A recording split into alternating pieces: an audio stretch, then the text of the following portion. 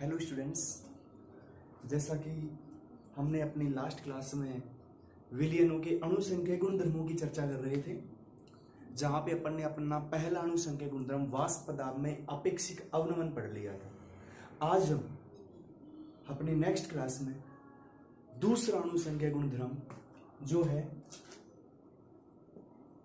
क्वथनांक में उन्नयन,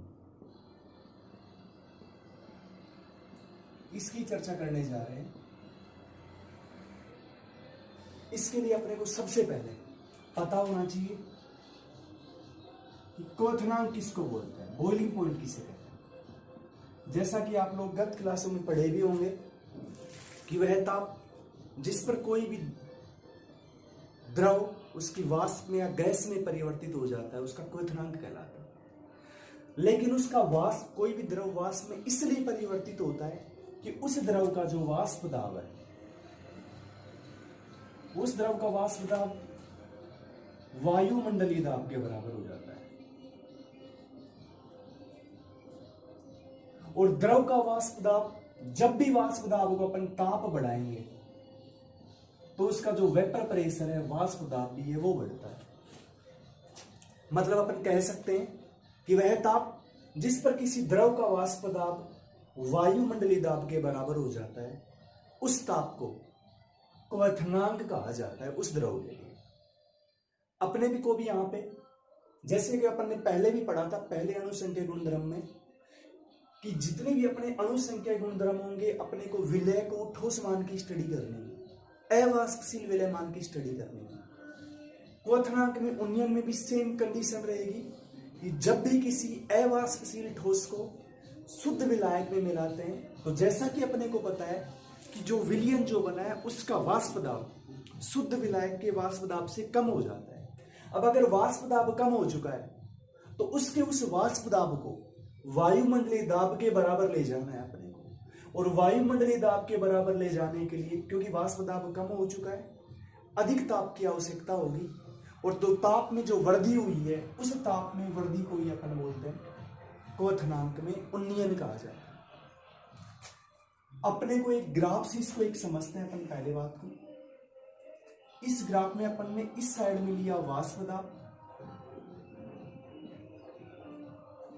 और इधर लिया, इस साइड में ले लिया ताप को।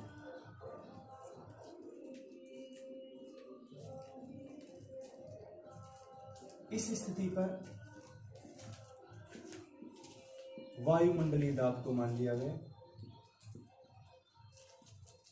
अब जैसा कि अपने को पता है कि जो अवाष्पशील विलय को शुद्ध विलायक में मिलाते हैं तो विलयन का वाष्प दाब कम हो जाता है। तो मैंने इस कंडीशन पे विलयन का वाष्प दाब मान लिया है और विलायक का वाष्प दाब अधिक होता है। तो जैसे जैसे अपने को पता है ताप बढ़ाएंगे तो वाष्प दाब भी बढ़ेगा। अपन ने ताप को धीरे धीरे बढ़ाते हुए जा रहे हैं, तो एक कंडीशन ऐसी आएगी कि जी वायुमंडलीय दाब के बराबर दाब हो जाएगा जब अपन ताप को बढ़ाएंगे। ये कंडीशन है विलायक के लिए। इसके बाद में ये कंडीशन अपने को पता है कि विलयन का वाष्प दाब कम होता है, तो जैसे जैसे अपन ताप बढ़ाएंगे विलयन का वाष्प दाब वायुमंडलीय दाब के बराबर हो जाएगा। और जब अपने को पता है कि जब उसका वाष्प दाब वायुमंडलीय दाब के बराबर हो जाता है, वो उसका क्वथनांक मान माना जाता है। ये विलायक का है, ये विलयन का है। इसको थोड़ा मैं साइड में लिख देता हूं।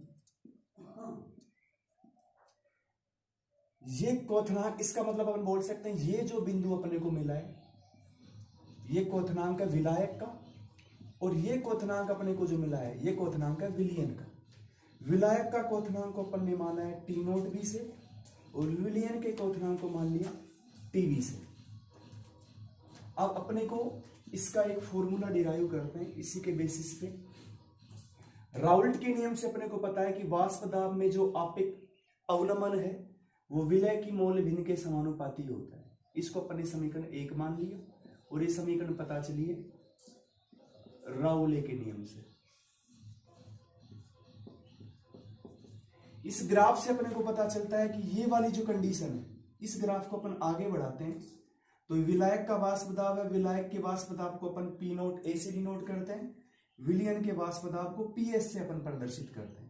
तो जो इन दोनों का डिफरेंस है अपन पहले भी पढ़ चुके हैं वाष्प दाब में अपेक्षिक अवनमन में, डेल P से प्रदर्शित करते हैं। और इन दोनों का डिफरेंस है वो अपना होता है डेल TB।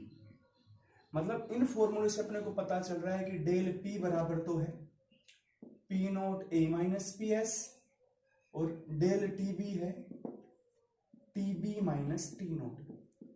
हायर वैल्यू में से लोअर वैल्यू को अपन लेस कर रहे हैं। तो इस ग्राफ से अपने को पता चल रहा है कि अगर इस वैल्यू को अगर अपन थोड़ा बढ़ाएंगे तो सेम वैल्यू इस तरीके से भी ज्यादा बढ़ेगी। तो ग्राफ से अपने को पता चल रहा है कि डेल P है वो डेल TB के डायरेक्टली प्रोपोर्शनल है। ये समीकरण 2 है। अपने को पता चला है इसका कि ये जो वैल्यू है ये ग्राफ से अपने को पता चली, इसको समीकरण 2 मान लिए। समीकरण 1 व 2 से अपने को पता चल रहा है कि ये दोनों समानुपाती, तो डेल TB है वो भी XB के समानुपाती होगा, विलय की मोल भिन्न के समानुपाती होगा। समानुपाती की वैल्यू को अपन हटाते हैं तो K डॉट XB, और सेम पहले के जैसे डेरिवेशन होगा। XB बराबर होता है NB बटे में NA प्लस NB। विलयन अत्यंत तनु है,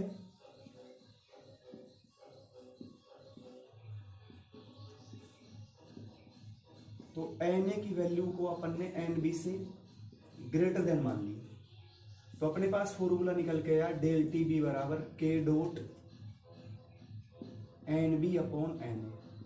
इन मोलों को अपन ग्रामों में चेंज करते हैं तो गिवन मास दिया गया भार बटे में परमाणु भार लगा के अपने पास फॉर्मूला निकल के आ गया MA अपॉन W।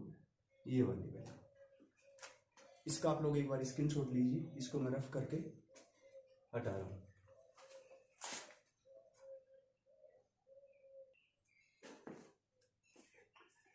ये फॉर्मूला अपने सामने डिराइव हुआ। डेल TB बराबर आया, इस वैल्यू को मैं ऐसे लिख सकता हूं K डॉट MA। इस MA को मैंने आगे निकाल लिया, फॉर्मूला बचा WB upon MB into 1 upon W है। ये जो WA की वैल्यू है यहाँ पे किलोग्राम में अपने को रखनी पड़ेगी, विलायक का मास है जो। तो डेल TB बराबर K डॉट MA होता है KB into WB upon MB into 1 upon W है। यहाँ पे KB है मोलर उन्नयन स्थिरांक, जिसका जो मात्रक होता है वो केल्विन केजी मोल इनवर्स हो। अब ये जो अपने पास फॉर्मूला है W दिया गया भार बटे में परमाणु भार 1 बटे में विलायक का भार, ऐसा फॉर्मूला होता है मोललता का। तो डेल TB और मोललता में संबंध आ गया था। अगर WA का जो मान है ग्राम में दिया गया हो क्वेश्चन में हमें,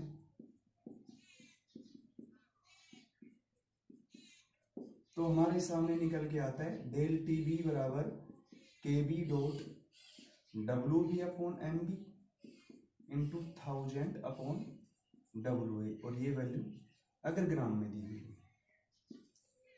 लास्ट फॉर्मूला निकल के आया, फॉर्मूले में अपनी वैल्यू रख के अपन आंसर निकाल सकते हैं, न्यूमेरिकल सोल्व कर सकते हैं। जहां पे डेल TB है क्वथनांक में उन्नयन, KB है मोलर उन्नयन स्थिरांक, WB है विलय का भार, MB है विलय का अनुभार और WA है विलायक का भार। यहां तक आप लोग स्क्रीनशॉट ले लीजिए। इसके बाद में हम अपना तीसरा अनुसंख्या गुणधर्म हिमांक में अवनमन की अगली कक्षा में अध्ययन करेंगे। तब तक बने रहिए। धन्यवाद।